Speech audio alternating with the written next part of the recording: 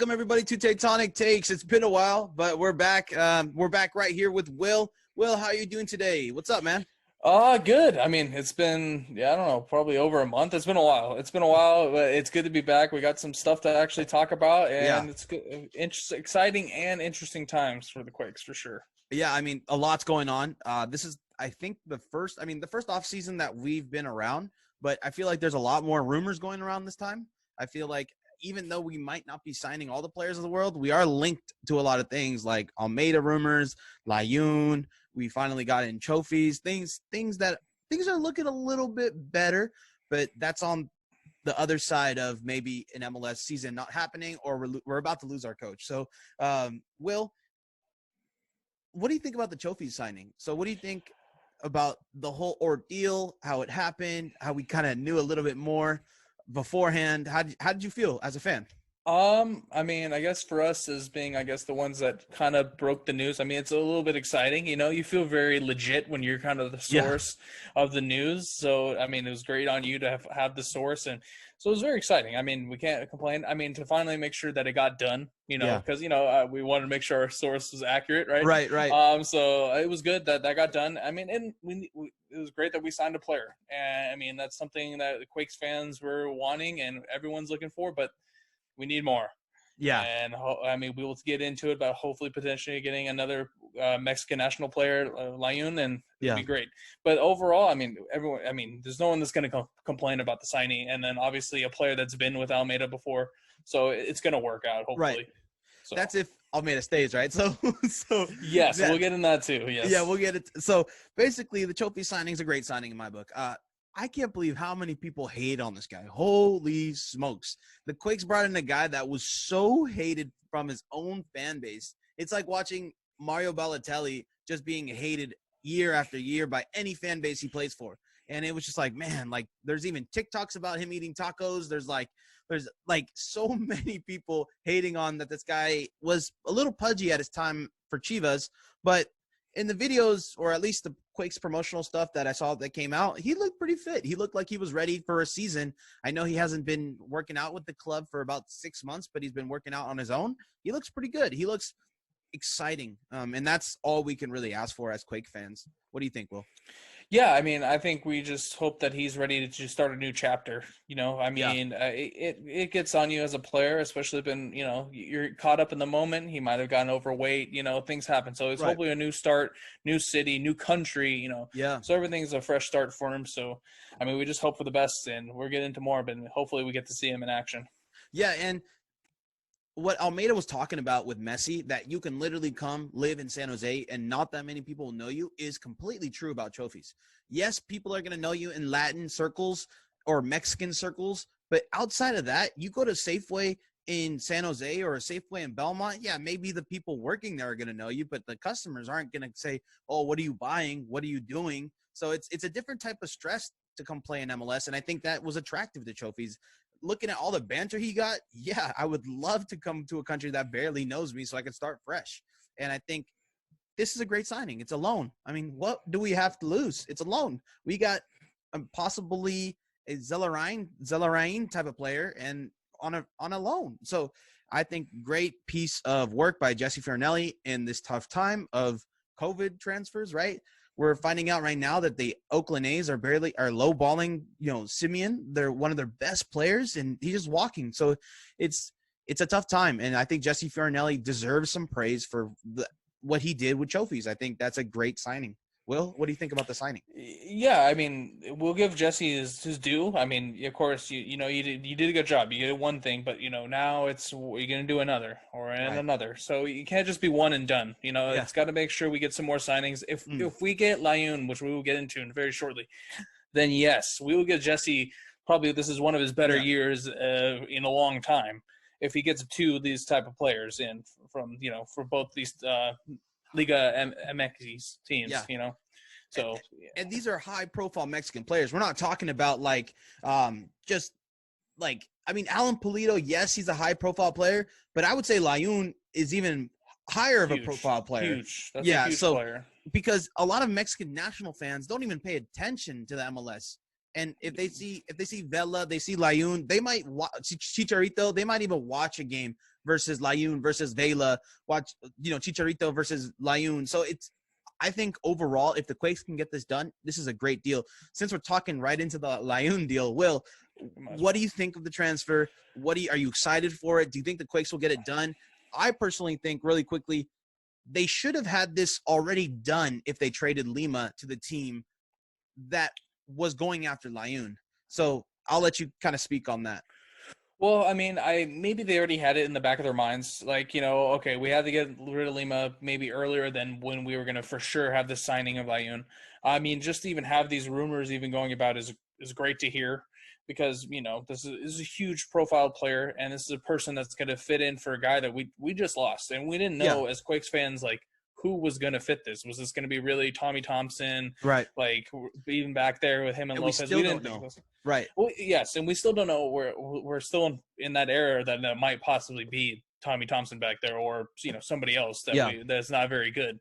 But I mean, to have this player potentially being on this team is huge news, and we need it to happen for sure. And Layun hasn't seen the best years the last couple of years at Monterrey, but again, I think we should get this done no matter what, because in the end, there's going to be no fans in the stadium. You're going to need people to watch your games. I mean, it looks like there's going to be some. Oh, really? Okay. Well, yeah, because the Sharks are, for all your Sharks fans out there, they're going to let fans in starting in a couple of weeks here. So that means unless, what happens with the governor if he decides to shut things down again. But as of right now, there would be some small things for the Earthquakes, which is huge. Yeah, that's huge. Yeah. I mean, so I was going to say Layun's going to bring more fans in, just watching or into the stadium when it does open up fully. Yeah, and I think it's a very marketable player, especially for a big portion of your fan base.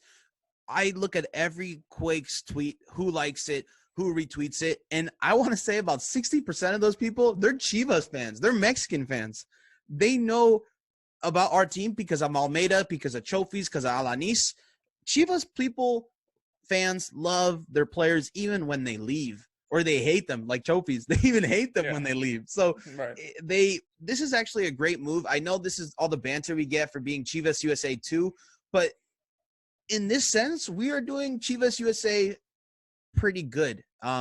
We are using that fan base to kind of have it as a Quakes cornerstone of a fan base as well. And as a marketing and as a team kind of idea, that's a genius idea. I mean, what's worse than more eyeballs and more fans watching your games? Even if they don't know your history, at least they like the players. Yeah, I mean, this is the type of players we just need to bring into MLS. Period. I mean, because think about it, or at least especially in California, with exactly. You can think of all the Galaxy and the LAFC fans.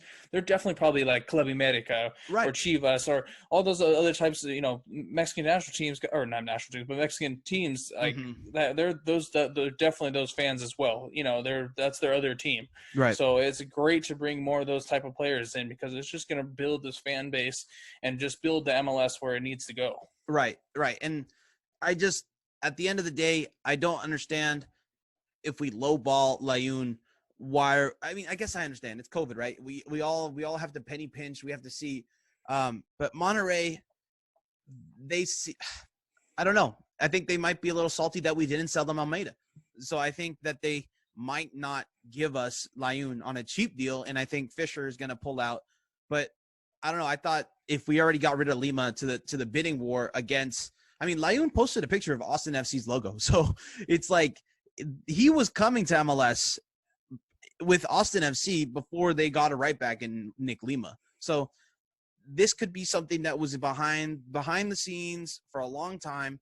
And it finally came out that we were in play for him. And then now there's reports saying that, talks are off. So interesting saga. I mean, Layun should come to San Jose if that's the case. If there's a season, we'll get into that later. Or if Matias Almeyda stays, we'll get into that later too. But definitely a lot to look forward to. Yeah, I mean, it's like I said in the beginning, it's exciting, but weird, very weird times on what's going to happen. But Right. yeah, we can start on what's going on next. Yeah, let's go into are we going to have a season next year? I mean, this is pretty bad. I mean, there's the MLSPA tweeting at the MLS like at us next time. Like this looks dirty. I mean, this looks like it's not going to happen. And unfortunately, there's so much momentum in the MLS right now for that 2026 World Cup that they need to get an agreement done, no matter what losses, no matter how much money these owners are losing. And the players, I understand the players' side. I mean, you played all your games. You risked your life to play during COVID, and you played, I would say, maybe sometimes a little more than a lot of the games that you played in the regular seasons, because you had the MLS's back tournament. You had to fly all the way to Orlando and live in Orlando for 2 months. So I don't think the players should have to give up that much money. But again, this is a business. The MLS wants to make money on this, and they had a loss, and they need to recover that loss somehow. Will, do you have any idea or any say on this? Well, yeah, I mean, like I said, MLS isn't huge. This isn't baseball or all the other big sports to really have this funding where they can really take this kind of hit. Right. So there really needs to be an understanding or a negotiation where this will get something will get like, okay, you're gonna get lowballed now, but it's gonna be like once the near future, you're going to get rewarded afterwards, kind of something where they can kind of balance this, it's going to look bad in the beginning, but once everything clears back up and we get fans again, like you guys will get what you need to get done. Right. They need to find some understanding on that. We want to get a season done, but they got to meet in the middle somehow. And they at least got 2 months to try to get that done. I mean, the season starts April 3rd. So yeah. The deadline, I think, was today. So we'll see some things about this tomorrow. We'll see if they agreed on something or they extended that deadline. We'll see. That's what usually happens in these kind of cases. Yeah.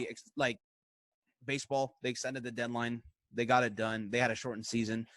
So at least we have 2 months. And I hope both sides have taken this seriously because – I mean, MLS is starting to get really fun. It's starting to have a lot of momentum. It's starting to catch the eyes of a lot of people, and it would be unfortunate if the momentum couldn't keep going through this year as well. So it's just they need to get it done, and unfortunately, we have to wait on both sides to agree. And I mean, for myself, I stand with players. I think that they should get paid for the games that they played, even if they're operating at a loss. We're talking about billionaires. These guys have money. So it's not like we're talking about mom and pop shops paying their employees, which a lot of people did. I mean, in this tough times, these MLS clubs can definitely afford a loss like that.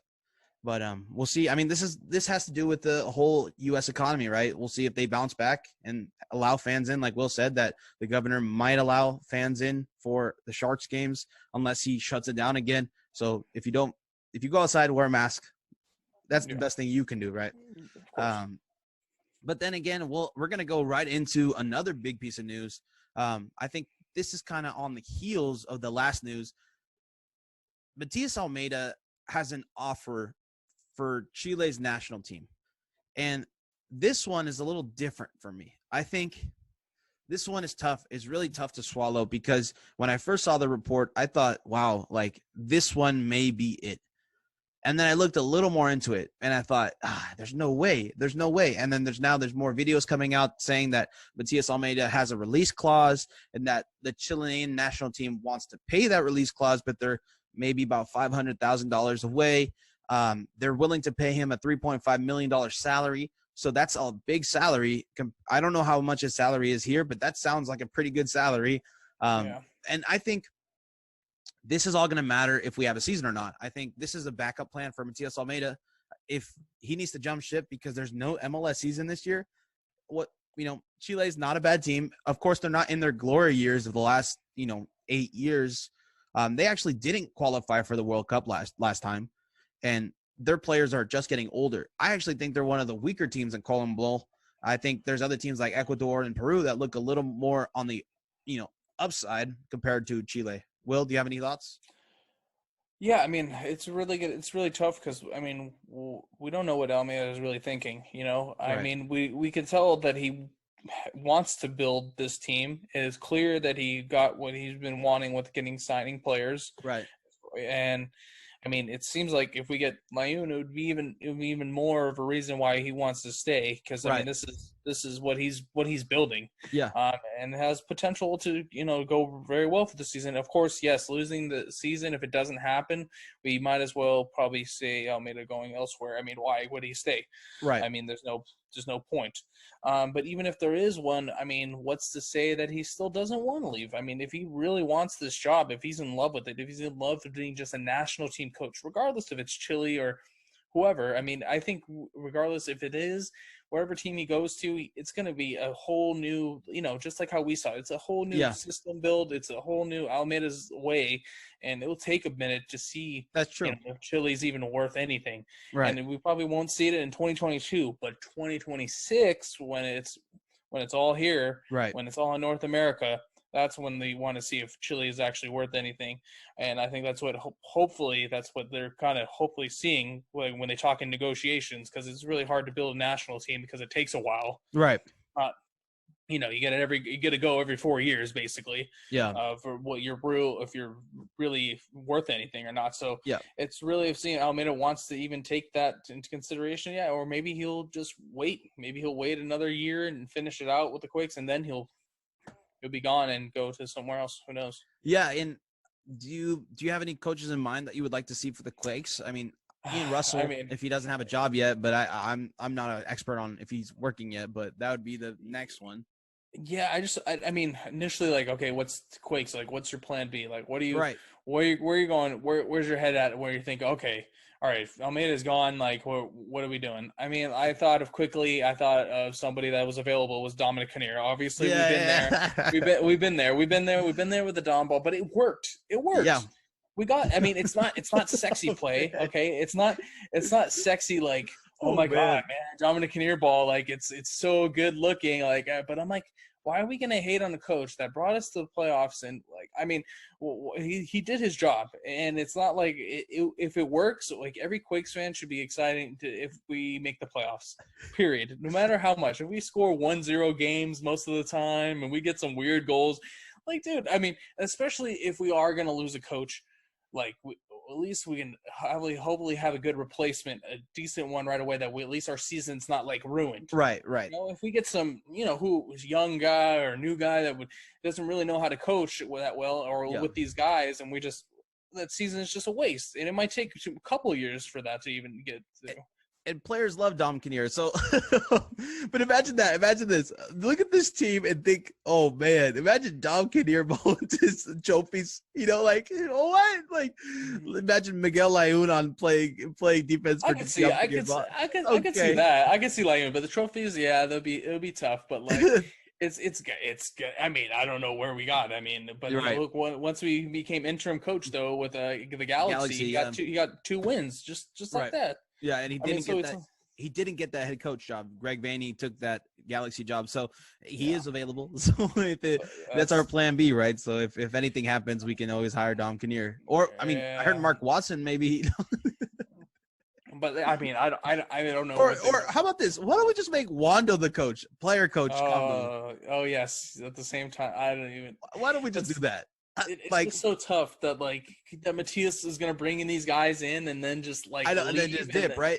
Yeah. So it's like, geez, man, like this guy was our legend, right? I mean, he was our guy, and now if he leaves, he's gonna leave us in ruins.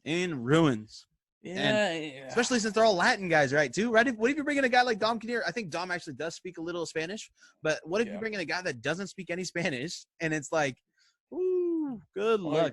Just gonna have another translator, That's what maybe, they do already. Maybe we can hire Agustin as the coach. Maybe if he wants it. He said everything that Almeyda said. So I mean, Yeah, but like that's interim. one thing. Yeah, that's one thing. Just to say it, but actually do it, and a whole nother thing. But Yeah. it's just crazy the fact that that's a possibility. Like all these like rumors and things that can possibly happen. It's just like, man, it was so quiet for a little bit. Right, Like right. everything was like, oh, okay, well, we gotta sign anyone? Who knows? But then now it's just all coming. Like, oh, we can even have a season. Bam, oh, bam, bam. Yeah, yeah. Seriously, Matias is about to be gone. Layun, like what? Like what's What next? is going on?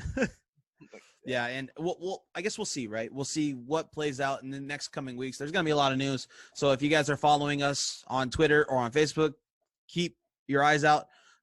We're always on. And if you made it this far in this video, please don't forget to like and subscribe on YouTube or on Facebook. Like it.